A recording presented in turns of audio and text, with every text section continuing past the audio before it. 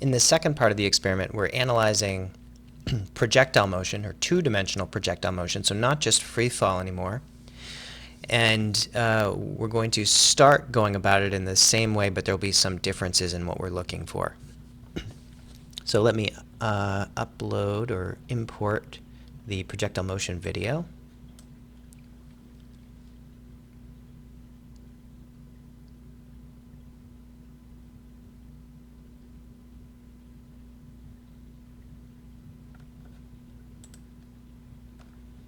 Okay, so maybe I can make this bigger. There we go. All right, so in this video, we're going to be tracking where the object goes through the air. Okay, and again, there's going to be two, the tennis ball and the ping pong ball. So we're going to want the same things. We're going to want to have create a point mass for both objects, track where they go. We'll get to that in a second. The calibration stick in this case is a meter stick. So I put the meter stick in the video. It's over here. So let me zoom in on it.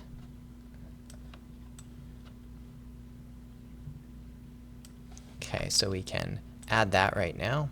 New calibration stick.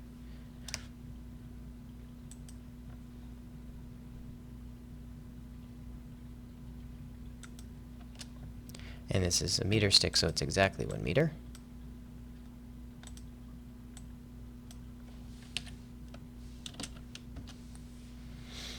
All right. Then we'll create our point masses.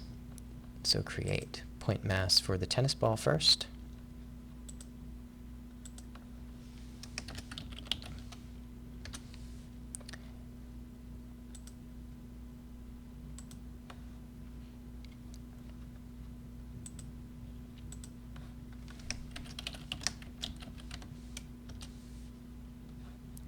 And I'll change the marker on this one as well. I think I did circle last time. Okay.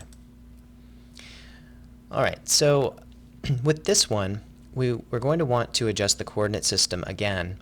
And we'll want it to be so that the starting y value, the y equals 0 value, occurs where the ball leaves my hand. So let me just fast forward just a little bit. So we can see where that is. We want to make sure it's totally clear from my hand. Okay, so let's look at the tennis ball first. Now one note, and I don't know if I mentioned this in the video, is that you can use a different coordinate system when you're tracking the tennis ball and then the ping pong ball. So you can get the data for the tennis ball, copy it over, get it into Excel, and then when you want to do the ping pong ball, just shift your coordinate system so that it fits better with the ping pong ball. And it will update the data, but you'll already have the data for the tennis ball copied and pasted into an Excel spreadsheet, so you won't lose anything. All right, so where does it seem to leave my hand? Be clear I think it's clear of my hand in this frame, so we'll start with this one. Make sure I'm clicking on tennis ball, and I'll shift and click, right? So I'd shift and then click here. That would be my starting point. Well, before I do that, I want to move the coordinate system, which by default is in the middle of this video. I want to move it so it's over here where I'd be shifting and clicking. Okay, so it's now centered on the starting point of the ball. So the ball is leaving my hand at 0, 0. All right. Now, just to make things a little bit easier, again, I want my positive x direction to be this way. So I'll do the same trick as I did before and make it positive if I want to do it that way. Where are we? There we are, at 180. So now positive x will go this way. But I would have a problem with my y-axis, so my y's are going to be negative. You can deal with that just when you copy and paste it into Excel. So you could either rotate the axis or you could leave them totally the same where they are. When you copy and paste it into Excel, you'll just need to do a little bit of work to get rid of the minus signs, which I'll leave it like this, and then we will see how that goes. So let me go back to the original frame. Okay, so I want to do tennis ball, and let me do my shifting and clicking for a little bit.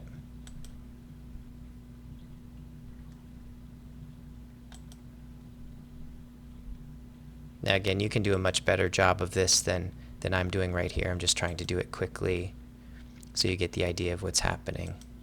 Okay. Now notice there's going to be two things, so make sure you click on the right one. It's probably obvious, but keep clicking on the tennis ball until you're done with the tennis ball.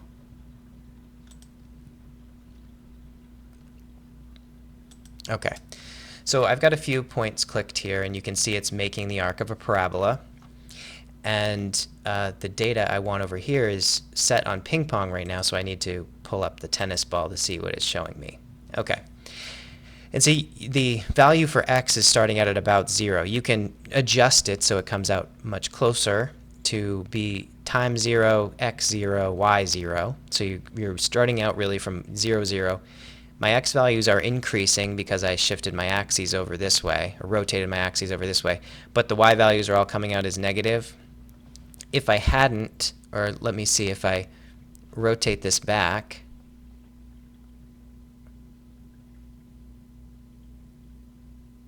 let's see, we're trying to get it back to exactly 0. All right, so that's being a problem. Let me just go to 0. Okay, now my x values are negative and the y values are positive. So either way, you'll have to switch one of them, which you can do just by copy and pasting this data into Excel. So let me put it on a new sheet just to show how to do this quickly.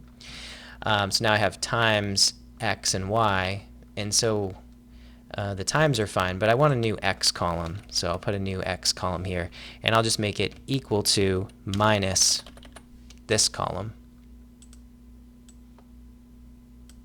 And now my values are positive. And the y values you can keep the same, so you just put the y values over next to it. Okay, so what we're getting with the projectile motion data is not Vy. We don't need velocity in this one. What we're looking to see is how the actual trajectory is affected by air resistance. So let me show you the video just by itself. So projectile motion video. And it'll be pretty obvious. Now I tried to do a good thing and flip the video over in my phone, but when I imported into Tracker, it just flipped it back around. So that's why it looks this way in this version. But what we're looking at is the trajectory of both the golf ball and the tennis ball. So when I hit play, you'll see that the ping pong ball, I think I said golf ball, ping pong ball, its trajectory gets truncated quite significantly. Okay, so the ping pong ball did something like this, and the tennis ball kept a much more uniform parabolic arc. Okay, so that's what we're looking at in Tracker. We're actually looking at the x and y positions of the balls over time and then in comparison to one another. I'm trying to release them with the same initial velocity. You'll need to figure that out. They might not be exactly the same. I'll come back to that in just a minute. But first let me put this away and bring up the Excel spreadsheet. So for here, there's a lot going on in the theory. Now, fortunately for you, you don't have to do anything with any of this. This is based on the times and some initial data, and then it will calculate for you where x and y would be if there's no air resistance, and then if there's air resistance. So with no air resistance, it's the formulas that we've discussed in class. So x is just initial velocity in the x times the time. And y is the initial velocity in the y times time minus 1/2 acceleration time squared. And the acceleration is just the acceleration due to gravity. So the x and y here are the same kinematic formulas we've gone over in class for velocity and acceleration. But with air resistance, it gets a lot more complicated. So we need to update what's the velocity in the x at each moment in time, because it's changing now because there's air resistance. What's the velocity in the y at each moment in time, because it's also changing with air resistance. And so these formulas get a little bit more complicated, and they build on how the velocity is changing over time, and it's accounting for the fact that air resistance is slowing them down. All you need to know is that the blue curve here comes from calculating air resistance effect, and the no air resistance curve comes from just acceleration due to gravity in the y direction. Now, what is important for you data-wise is putting in the times and the x and the y, and then you'll get a series of data points on this graph. These times don't need to match these times, so you don't. It's not like the free fall experiment where they're sharing a time column. They had to here because this is a time and velocity graph, so time is actually on the graph. In this one, time is not on the graph. We're just plotting the x's and the y's, so you don't need to mess with this time column. You just need to put in your actual time and x and y data here. Actually, I don't even know why I put a time data. You don't need a time data.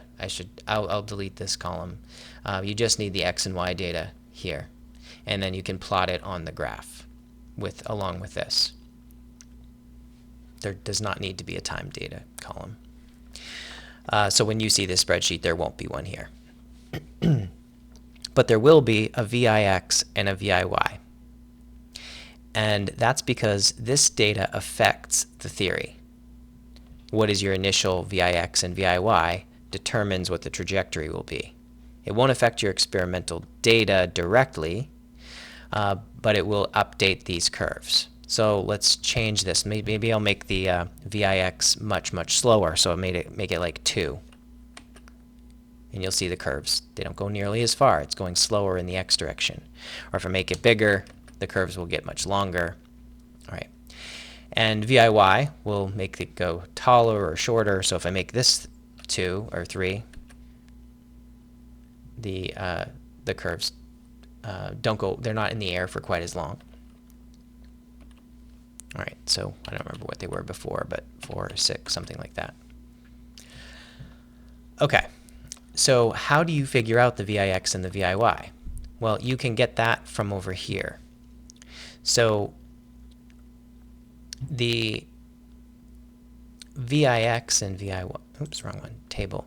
VX and VY, you can look at. We don't need all the data,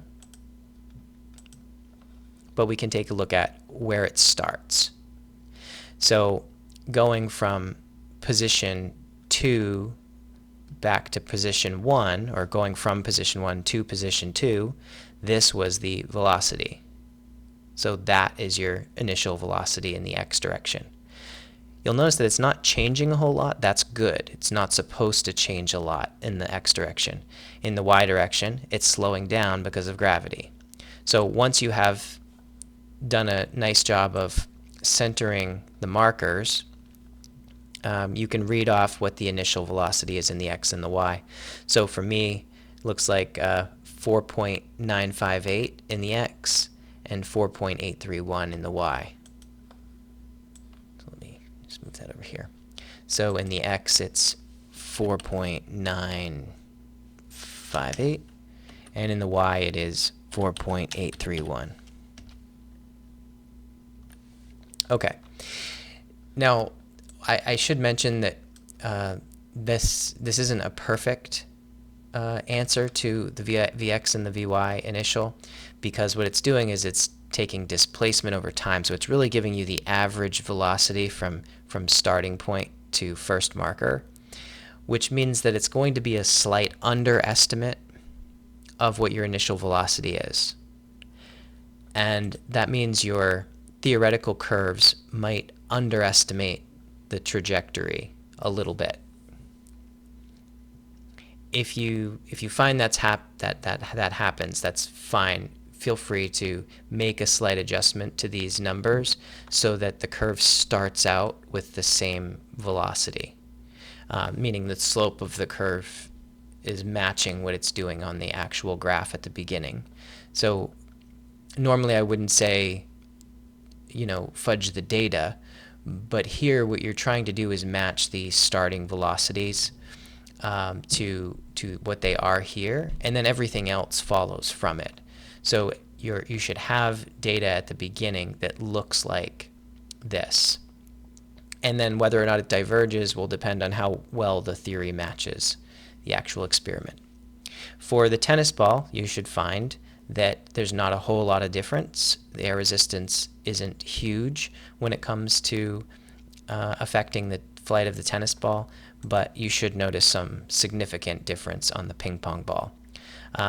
They both should have fairly similar starting velocities, and you can see directly from the video that the ping pong ball doesn't go nearly as far, and so its trajectory will be truncated quite a bit. All right, and so in a nutshell, that's what you have to do. You have to get the time, the x and y data for the projectile motion, and then also the initial velocities, so that you have the theoretical curves looking correct. And then the free fall one is pretty similar to what you've done before, except now you have a new theory to compare it to, the air resistance theory.